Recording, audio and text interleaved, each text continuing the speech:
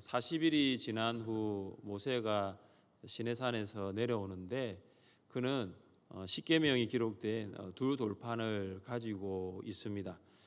모세는 시내산 중턱에서 기다리고 있던 여호수아를 만납니다. 이 여호수아는 모세의 수종자로 모든 일에 있어 모세를 돕고 수종도는 일을 담당했습니다. 모세는 이스라엘 진에서 일어난 일을 알고 있었지만 여호수아는 알지 못했습니다. 그래서 여호수아는 이스라엘 진에서 들려오는 이 요란한 소리를 싸우는 소리로 생각하였습니다.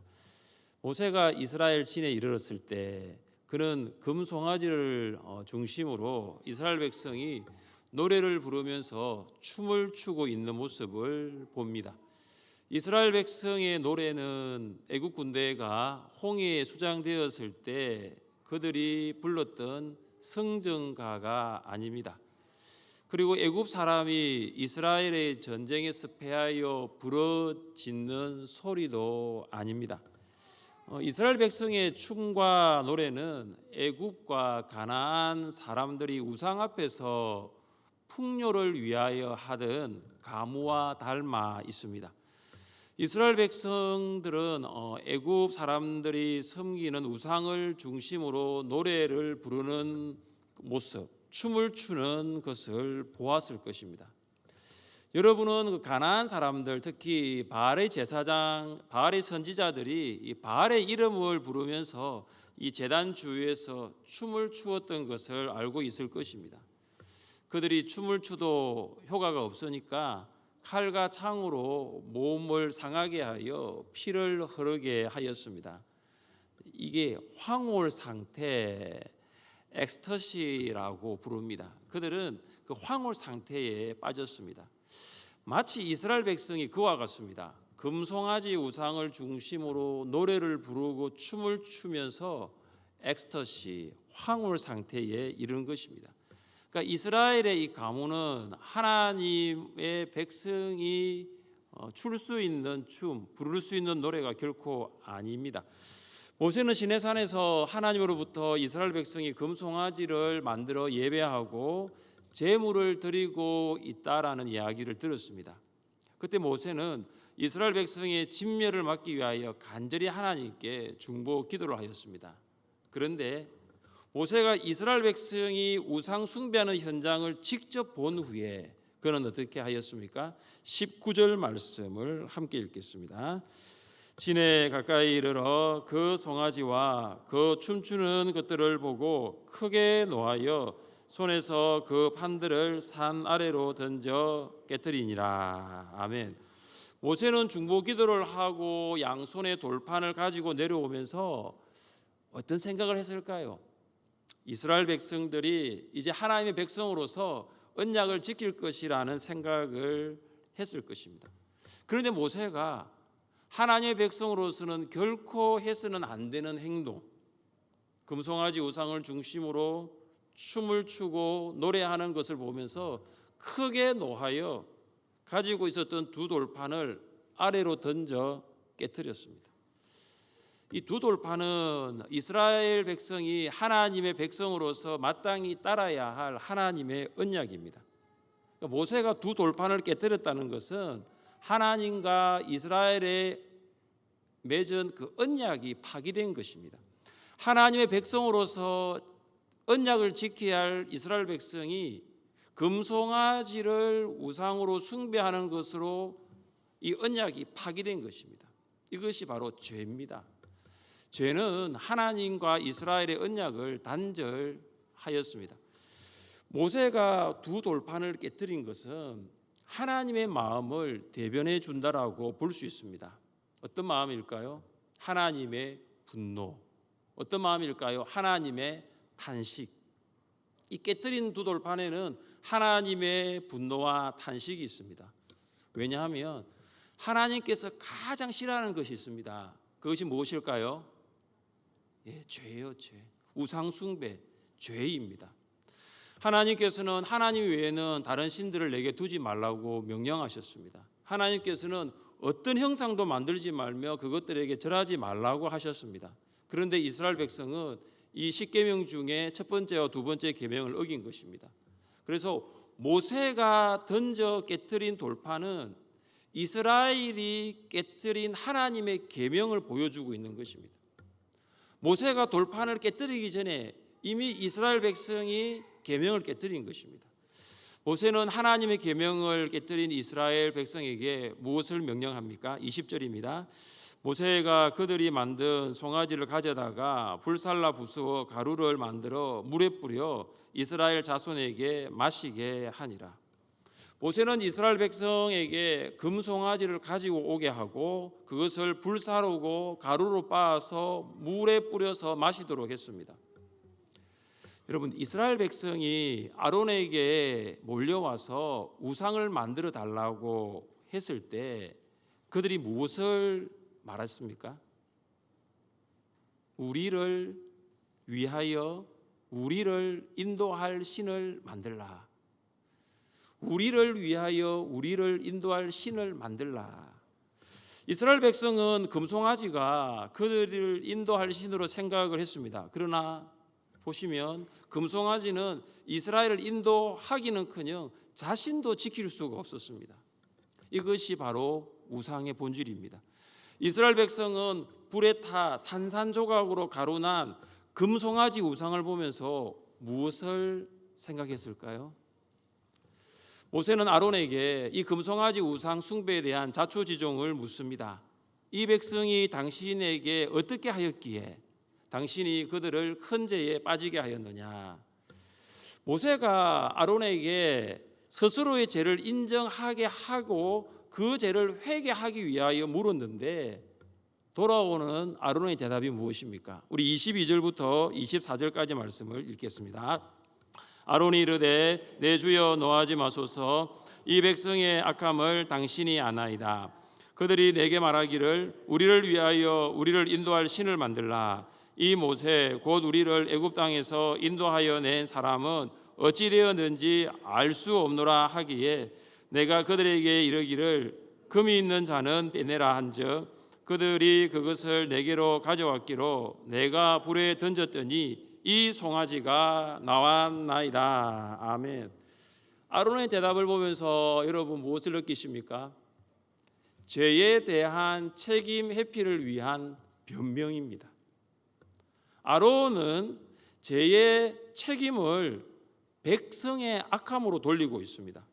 악한 백성이 악한 일을 저질렀고 나는 그 일에 전혀 개입하지 않았습니다. 아론의 대답을 보십시오. 참 기가 막히죠. 그런데 더 기가 막힌 대답이 이어집니다. 금송아지 제작의 책임에 대한 대답입니다. 아론은 금을 가지고 오라 하여 금을 모았고 모은 금을 불에 던져 넣었는데 불에서 뭐가 나왔다 그럽니까? 이게 무엇으로 설명을 해야 할지. 금을 모아서 불에 던졌는데 불에서 송아지가 튀어나왔죠. 아론의 대답을 보면 이런 거죠. 나는 아무 잘못이 없습니다. 모든 잘못은 이스라엘에게 있고 나는 아무 잘못 없습니다. 저 불이 그랬습니다. 불에 넣었는데 불이 금송아지를 만들어서 나오게 했다는 것이죠. 무엇입니까? 변명입니다. 금송아지가 불에서 저절로 나온 것이 아닙니다. 금송아지는 아론이 금을 붓고 새겨서 만든 형상입니다. 우리는 아론의 대답을 통해서 무엇을 볼 수 있습니까? 죄를 지은 인간의 책임전과 그 죄에 대한 변명을 알 수 있습니다. 이런 죄에 대한 책임전과 변명은 아론으로부터 시작된 것이 아니라 아담으로부터 시작되었습니다. 아담과 하와가 선악과를 먹고 죄를 지었을 때 그들은 하나님께 무엇을 말했습니까? 우리 함께 읽겠습니다. 아담이 이르되 하나님이 주셔서 나와 함께 있게 하신 여자 그가 그 나무 열매를 내게 주므로 내가 먹었나이다. 여호와 하나님이 여자에게 이르시되 내가 어찌하여 이렇게 하였느냐? 여자가 이르되 뱀이 나를 깨므로 내가 먹었나이다. 아멘. 아담은 죄를 시인하지 않습니다. 아담은 누구에게 책임을 전가합니까? 하와에게. 하와가 주어서 내가 먹었습니다. 변명합니다. 또한 하와는 자신의 죄를 시인하지 않습니다. 누구에게 책임을 전가합니까? 뱀이 나를 꿰었습니다. 아담과 하와의 모습이 우리에게도 있습니까? 죄를 시인하기보다 이런저런 변명을 나열하면서 우리의 행위를 정당화시킵니다. 우리의 행위를 합리화시킵니다. 책임 전가와 변명은 우리의 본성입니다. 15절부터 24절까지 기록된 두 가지 사건, 금송아지를 가루로 하여 마시게 한 것, 그리고 아론을 향한 모세의 질문에는 한 가지 공통적인 목적이 있습니다. 한번 생각해 보십시오. 왜 모세는 금송아지 가루를 이스라엘 백성에게 마시게 하였습니까? 왜 모세는 아론에게 금송아지 우상에 대해서 질문하였습니까? 바로 이것입니다. 이스라엘 백성과 아론이 죄를 깨닫게 하기 위해서입니다. 이것이 정말 잘못되었다는 사실, 금송아지 우상을 숭배하고 그 금송아지 우상 숭배의 주도자 역할을 한 아론, 그 죄가 정말로 잘못되었다는 것을 깨닫게 하기 위해서입니다. 그래서 모세는 이스라엘 백성이 스스로 죄를 깨닫게 하기 위해서 금송아지를 불살라 부수어 마시게 하였고 아론에게 단도직입적으로 질문을 하였던 것입니다. 그런데 그들의 반응을 보십시오. 죄를 깨닫게 하기 위해서 이렇게 했지만 그들의 반응이 무엇입니까? 25절입니다. 모세가 본저 백성이 방자하니 이는 아론이 그들을 방자하게 하여 원수에게 조롱거리가 되게 하였음이라. 지금 모세는 이스라엘 백성과 아론에게 하나님이 아닌 우상을 숭배한 것에 대하여 회개할 기회를 주고 있습니다. 그런데 아론은 이스라엘 백성을 방자하게 하였고 이스라엘 백성은 방자하게 행동했습니다. 방자하다는 말이 뭐냐면 제멋대로 날뛴다는 거예요. 무질서하게 행동한다는 것입니다. 여러분, 이것은 이스라엘의 원수인 애굽 사람들에게 조롱거리가 되기에 충분합니다. 왜냐하면 이스라엘은 금송아지를 숭배하기 위하여 출애굽한 것이 아니라 하나님을 예배하기 위해서 출애굽한 것입니다. 사랑하는 성도 여러분, 우리는 연약하여 죄를 지을 수밖에 없습니다. 그러나 아십니까? 하나님께서는 우리가 그 죄를 깨닫고 그 죄를 회개하기를 원하십니다. 우리가 죄를 회개할 때 하나님께서는 우리를 용서해 주시는 줄 믿습니다. 이것이 우리에게 위로가 되는 거죠. 우리가 죄를 지을 수밖에 없지만 우리가 그 죄를 인정하고 시인하고 고백하며 회개할 때 하나님은 그 죄를 용서하신다는 것입니다. 다윗은 연약하여서 바세바를 간음하는 죄를 지었습니다. 그러나 그는 나단 선지자의 책망을 듣고 회개하고 하나님의 용서를 받았습니다. 그러나 사울은 어떠하였습니까? 사울은 연약하여서 아말렉을 진멸하지 않는, 진멸하라고 말씀하신 하나님의 말씀에 불순종한 죄를 지었습니다. 그러나 사울은 사무엘의 책망을 들었지만 회개하지 않았고 하나님의 버림을 받았습니다. 이스라엘 백성과 아론이 죄를 지었습니다. 그러나 그들은 모세의 책망을 듣고도 회개하지 않았습니다. 그 결과가 무엇입니까? 26절과 27절을 함께 읽겠습니다. 이에 모세가 집 문에 서서 이르되 누구든지 여호와의 편에 있는 자는 내게로 나오라 하매 레위 자손이 다 모여 그에게로 가는지라. 모세가 그들에게 이르되 이스라엘의 하나님 여호와께서 이렇게 말씀하시기를 너희는 각각 허리에 칼을 차고 진 이 문에서 저 문까지 왕래하며 각 사람이 그 형제를, 각 사람이 자기의 친구를, 각 사람이 자기의 이웃을 죽이라 하셨느니라. 아멘. 모세는 하나님의 편에 서 있는 사람은 집 문으로 모이라고 명령합니다. 이 하나님의 편에 서 있는 사람 어떤 사람이냐면 우상 숭배에 참여하지 않는 사람들입니다. 또 혹은 우상 숭배에 참여하였지만 즉각적으로 그것이 죄라는 것을 깨닫고 회개한 사람들입니다. 모세의 명령이 있고 난 다음에 모인 사람들이 누굽니까?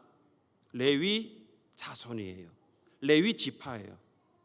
레위 지파는 지금 하나님의 백성이 이렇게 방자하게 행하는 것, 무질서하게 행하고 우상을 숭배하는 것은 정말로 잘못되었다는 것을 알고 있습니다. 이것은 악한 거라는 것을 알고 있습니다. 그들은 선과 악에서 중간의 중립지대, 어떤 중간적인 태도를 취하는 것이 잘못되었다는 것을 알고 있습니다. 지금 이스라엘 백성은 사람보다 하나님을 더 사랑해야 합니다. 그러나 그들은 그렇지 않았습니다. 그들은 하나님께 순종하고 하나님의 뜻을 행해야 합니다. 그러나 그렇지 않았습니다. 그러나 보십시오. 이스라엘 사람들 중에 레위 지파는 달랐습니다. 그들은 하나님의 말씀에 순종하였고 하나님을 더 사랑했습니다.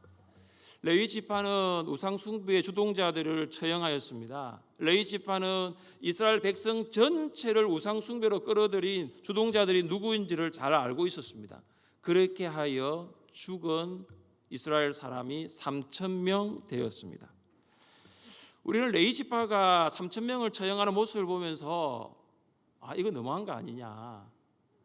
원래 하나님은 200만 명을 진멸하려고 하였습니다.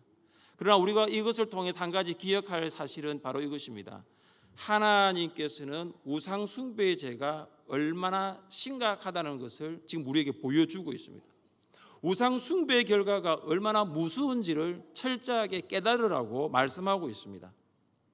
죄에는 뿌리가 있어요. 이 죄의 뿌리는 하나라도 남겨두어서는 안 되는 것입니다. 이스라엘 공동체뿐만 아니라 교회 공동체 안에서도 동일하게 죄를 경계해야 합니다. 우리 함께 말씀을 읽어보겠습니다. 망령되고 헛된 말을 버리라. 그들은 경건하지 아니하며 점점 나아가나니 그들의 말은 악성 종양이 퍼져나간 것 같은데 그 중에 후메네오와 빌레도가 있느니라. 진리에 관하여는 그들이 그릇되었도다. 부활이 이미 지나갔다 하므로 어떤 사람들의 믿음을 무너뜨리느니라. 아멘. 지금 에베소 교회 안에 누가 있었냐면 후메네오와 빌레도 두 사람이 있었는데 그들은 에베소 교회 성도들에게 무엇을 가르쳤냐면 잘못된 교리를 가르쳤습니다. 그들이 가르친 잘못된 교리는 육체적인 부활은 부인하고 영적인 부활만 인정하는 잘못된 교리였습니다. 이것은 결코 성경적인 교리가 아닙니다. 그 결과 어떻게 되었습니까? 그들의 이 가르침이 에베소 교회 안으로 악성 종양처럼 몸 전체로 퍼져가기 시작했습니다. 암세포가 몸 전체로 확산되는 것을 막는 방법이 있습니다. 그것은 암세포를 절단하면 됩니다. 그리고 또 한 가지 뿌리까지 제거하는 것입니다. 이건 지식적인 알미가 아니라 경험적인 알미예요. 뿌리까지 제거해야 됩니다. 레위 지파의 모습이 바로 그렇습니다. 이스라엘 공동체에 깊게 뿌리내린 우상 숭배를 제거하는 것이었습니다. 혹시 여러분 안에 회개는 하지만 여전히 그 죄의 뿌리가 깊게 내려져 있으면 그 뿌리까지 제거하십시오. 성령의 도우심을 구하십시오. 성령님께서 여러분을 도와주실 줄 믿습니다. 뿌리를 뽑으십시오. 뿌리를 남겨두면 또 자라요. 이튿날 모세는 이스라엘 백성에게 그들이 얼마나 큰 죄를 지었는지를 상기시킵니다. 그리고 다시 산으로 올라가 중보 기도를 합니다. 31절과 32절을 함께 읽겠습니다. 모세가 여호와께로 다시 나아가 여짜오되 슬프도소이다. 이 백성이 자기들을 위하여 금신을 만들어 싸우니 큰 죄를 범하였나이다. 그러나 이제 그들의 죄를 사하시옵소서. 그렇지 아니하시오면 원하건대 주께서 기록하신 책에서 내 이름을 지워 버려 주옵소서. 아멘. 31절과 32절은 모세의 두 번째 중보기도 내용입니다. 31절과 32절을 보시면 모세는 아론과 다릅니다. 아론은 이스라엘 백성에게 죄의 책임을 전가하고 변명하였지만 모세는 이스라엘 백성의 죄를 사해달라고 강구합니다. 모세의 첫 번째 중보기도는 이스라엘을 진멸하려는 하나님의 뜻을 돌이켰지만 여전히 우상 숭배의 죄는 이스라엘 백성에게 있었습니다. 그래서 모세의 두 번째 중보기도는 이제 그들의 죄를 사하시옵소서, 온전한 사죄를 위해서 기도하고 있는 것입니다. 모세의 중보기도 안에서 한 가지 우리가 볼 수 있는 특징이 있습니다. 그것은 무엇입니까? 이스라엘 백성에 대한 뜨거운 사랑이 이 기도 안에 있습니다. 그렇지 아니하시오면 원하건대 주께서 기록하신 책에서 내 이름을 지워 버려 주옵소서. 모세는 하나님께 이스라엘의 죄를 사하여 주시든지 그렇지 않으면 나의 이름을 생명책에서 지워버려 달라고 기도합니다. 이것은 모세가 자신의 생명을 포기하면서까지 이스라엘의 백성의 죄를 용서해 주실 것을 기도한 것입니다. 무엇 때문입니까? 사랑 때문이에요. 사랑하면 기도합니다. 사랑하면 특별히 중보기도합니다. 사랑하면 자신의 생명까지도 포기해서라도 그 사람이 구원받기를 위해서 기도합니다. 여러분 31절과 32절 모세의 두 번째 중보기도를 보면서 신약의 어떤 인물이 생각납니까? 사도 바울이 생각나죠. 사도 바울이 이렇게 이야기했거든요. 같이 한번 읽어보겠습니다. 내가 그리스도 안에서 참말을 하고 거짓말을 아니하노라. 나에게 큰 근심이 있는 것과 마음에 그치지 않는 고통이 있는 것을 내 양심이 성령 안에서 나와 더불어 증언하노니 나의 형제 곧 골육의 친척을 위하여 내 자신이 저주를 받아 그리스도에게서 끊어질지라도 원하는 바로라. 아멘. 사도 바울은 자기 동족을 구원할 수 있는 일이라면 나의 육적인 생명뿐만 아니라 나의 영적인 생명까지도 내놓겠다라고 말하였습니다. 여러분 어떻습니까? 여러분 배우자, 자녀, 가족 구원을 위해서 바울과 같이 기도해 보셨습니까? 여러분 VIP 구원을 위해서 목자, 목녀, 목원들은 그렇게 한번 기도해 보셨습니까? 왜 우리는 이런 중보기도를 하지 못할까요? 왜 우리는 이렇게 하나님 앞에 복음을 전하기 위하여 기도하지 못할까요? 뜨겁게 사랑하지 않기 때문에. 여러분 사랑하면 기도합니다. 여러분 사랑하면 중보기도합니다. 하나님께서 여러분에게 뜨거운 사랑을 주시기를 바랍니다.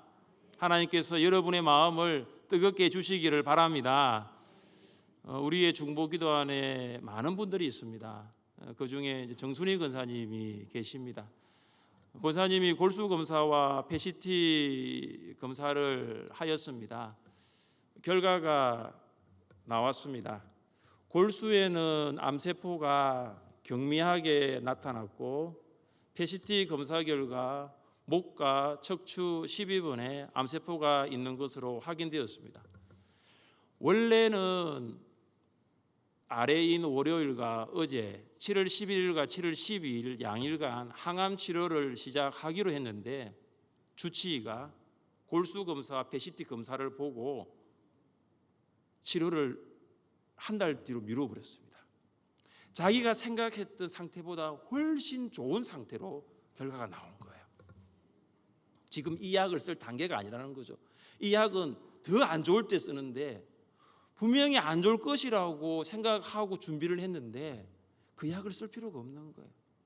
그래서 한 달을 지켜보고 8월에 다시 검사를 하고 그 약으로 항암 치료를 할지 안 할지를 결정하자고 하였습니다. 그래서 권사님 오늘 오셨어요. 원래 천안에서 6개월을 있으면서 삼성병원 오며 가며 하려고 했는데 권사님 오셨어요. 중보 기도의 능력인 줄 믿습니다. 우리가 뜨겁게 사랑으로 기도할 때 하나님께서 골수뿐만 아니라 목과 척추 12분에 있는 암세포까지 완전하게 뿌리까지 깨끗하게 없애주실 줄 믿습니다. 하나님은 우리의 힘이시고 우리의 방패가 되시는 줄 믿습니다. 여러분 뜨겁게 사랑해 보십시오.